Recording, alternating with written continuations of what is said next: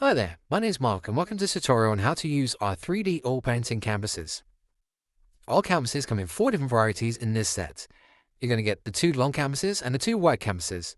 One is going to be linen, so it's going to look like this, with the linen texture. And it's going to have the whole 3D texture swatch. So as you start the painting, you'll notice it's got really good lighting vibe to it. And the other ones are cotton, so you're going to have both varieties of canvases that most people commonly use for oil painting.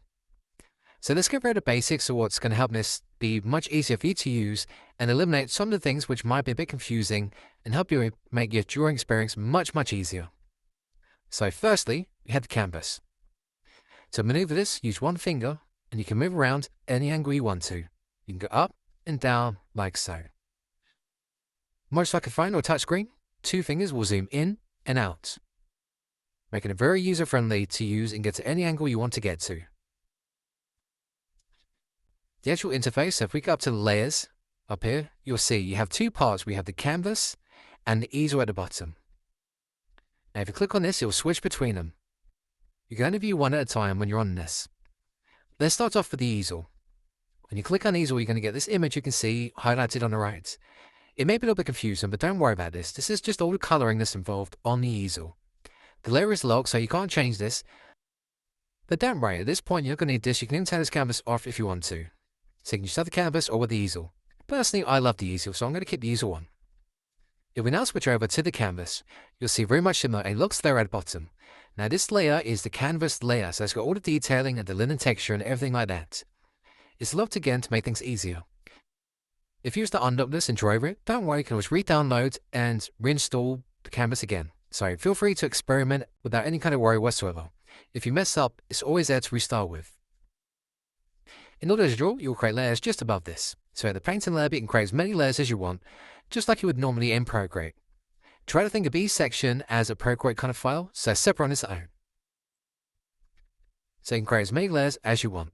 All the layers function very similarly, so if you click on the N, you can adjust your opacity. You can set them for different effects as well. Now, in generally, I'll just keep this normally as it is, so just keep it on normal. Then, like I said, the canvas has certain things which functions differently. So if we want to insert an image, there's 2 ways you can insert an image into this. So if we click up on here, and you click on Add, Insert Photo, we can add a photo like so. And then using 2 fingers, you can zoom in, and just move around your fingers and adjust it wherever you want it to be. And then once you have that, click on the little arrow at the top to finalize, and boom, we'll stamp it on. Now, this means it's okay, but this means it has many different issues which can happen. Now, our canvas is a very flat canvas, so don't worry too much about this. It is relatively easy. It's mainly on 3D canvases that are more curved, which just gets more complicated. I'll show you just basically what might happen so you understand how to avoid it.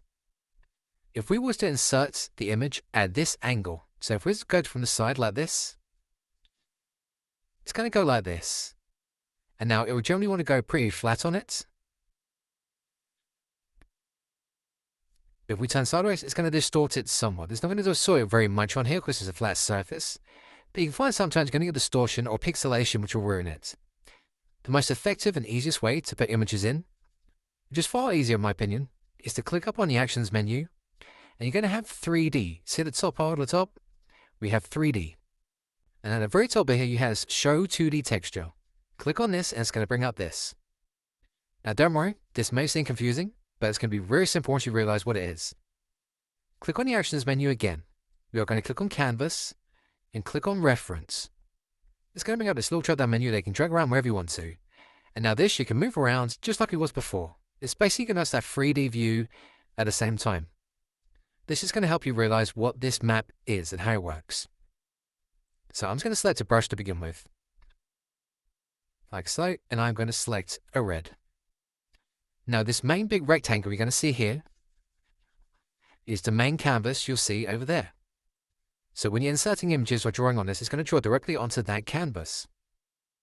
The images to the right, this bit, and these, are basically the wood parts that's on the back. So it's the back of the canvas, so you don't need to worry about these. Unless you want to draw on these as well, you don't need to worry about these. Because in general, you wouldn't draw on those anyway. So let's move my canvas back around.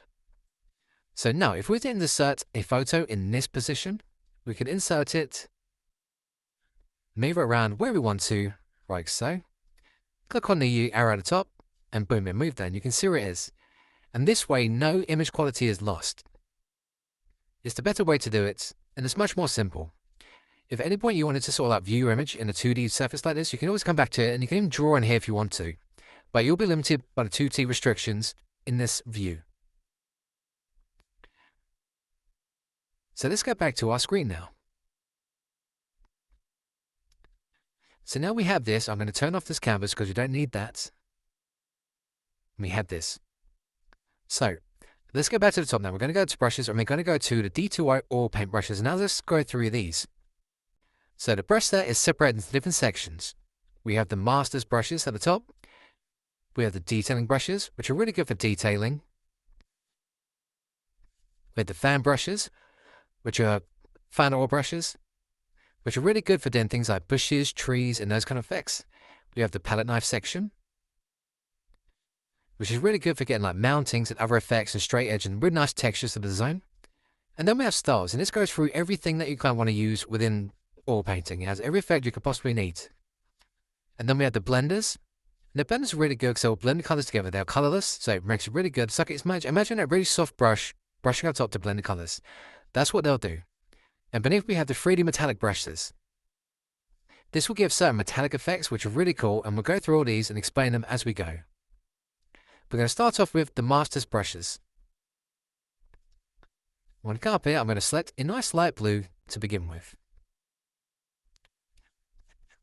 And then as I brush on here, you can see we're going to fill this up and make a nice background base. And now as we move the canvas, you can now start to see the paint effect. You can see where the paint is slightly wet and this canvas is now shining in a realistic format. All these abilities are fixed within the brushes. So when you draw, if you click on a brush, bear with me, if we click on the layer, you're going to see you have color, roughness, and metallic. By clicking on that little symbol next to the N. Every paintbrush has got its own roughness and its own metallic effects built into this. As you brush, it's going to do this automatically.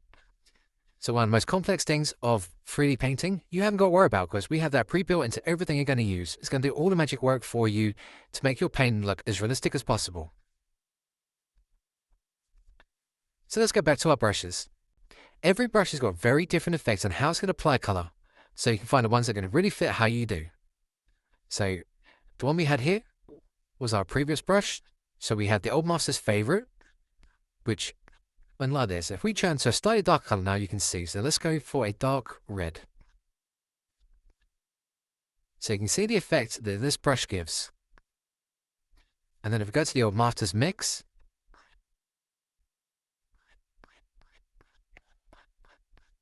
you'll apply it slightly differently. And then if we go to the old master's memento, it applied differently. I have every brush designed to function very differently, so it covers every aspect that you might want to use within oil painting. You're going to find a brush that 100% suits your skills and abilities. Now, the artist's fine detailing is when you do that fine line details. It has a huge range. You can use the hairlines for textures, all the ones you kind of want to use in there. And then, like I said, we had the fan brushes. Now, the fan brushes are really good and they're very sensitive to how you move in motion. So let's move this previous color. So by tapping with 2 fingers, we can go back, and tapping with 3 fingers, you can go forward. Exactly like you do normally in Procreate. But for now, let's have a look at our fan brush. I'm going to select the first one to begin with. Now the fan brush will very much react to how you angle your hand. So here, I have my hand slightly angled. And now here, I'm going to rotate it. And you can see the right angle of the brush is going to rotate with me. You're going to achieve any angle you want with this by changing the angle. You can also move the canvas around if it makes it easier. Like so. And very much like a real life fan brush, you can really use this to build up tree designs and bushes and stuff like that. So if we had this for instance, and then we went in with like a nice yellow, we could add this highlight onto our bushes. Like so, very much like you see in the old Bob Ross videos. Those videos that we love to watch him use, we can now do this anytime we want to. We haven't got to worry about buying paints or the medium because everything we need is within here. Now, going past the fan brushes, we now have the palette knives. Palette knives are very specific for achieving very different kind of effects. So as we draw, you will see the brush is kind of restricted at an angle. And when you go the other way, it's going to use it very much like a palette knife would, so like spreading the knife and using the edge of the knife. And again, you can rotate the canvas to adjust how you want to use this. Or if you want to flip it, use one that rests around the other way. Different palette knives are going to give very different effects. So you can see this one gives a much more streaky line and a much more oily look. This one's more pressure sensitive. This one follows your stroke, so you can get more kind of curvature with your palette knife. And this one has a much more textured feel. Coming through to the styles, these ones have range a whole different compass of different abilities and techniques. So everything you can kind of want or need, one of these will suit you. From more translucent uses, to thicker uses, to detailing, to textures. It has everything you need. Every single ability you possibly want to use, this has. Coming down a little bit further now, we have the blending brushes. So let's just select this one, for instance. Now, if we draw this on the canvas, you'll see nothing happens. It's because these colors are they are colorless. But when we go over here onto the color and we start drawing on these, you'll start to smudge them and blend them, very much like a soft brush would do on canvas. So they are perfect for getting colors exactly how you want to blend them. We have different styles of these to get different levels of smoothness or roughness or grains. So please experiment and try these all out, because they will give very, very different results which make your painting look very, very different. Beneath that, we have the metallics. So let's just select our foiling, for instance. I'm going to select a yellow initially, so we can achieve a gold look. So with this on now, we are going to stamp like so. We are stamping on our foil.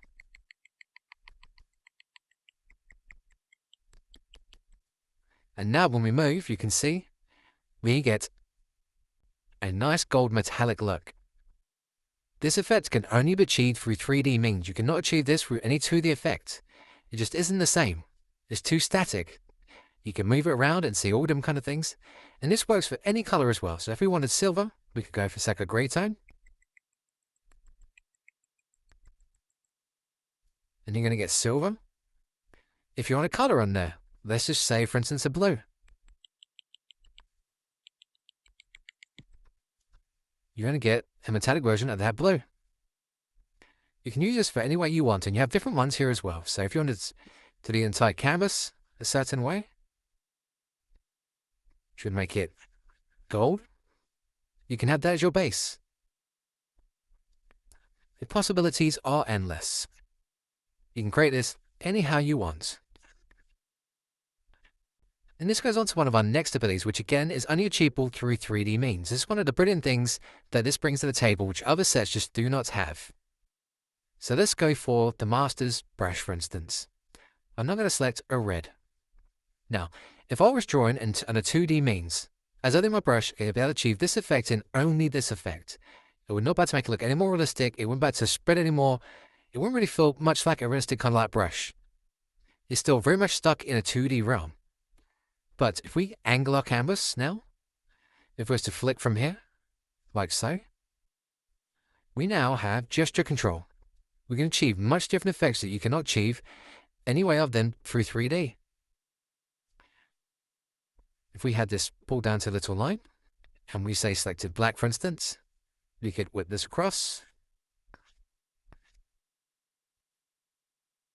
And now we have this effect. This brings a whole new medium of effects you can kind of bring to the table and patterns, especially for those who want to get more expressive with their brush strokes, and trying to achieve those little human elements which just make all painting much more fun than 2D painting sometimes. It really does encompass the best of both worlds. So I hope that has helped you, and I'll now pass you over to the next tutorial. Please enjoy.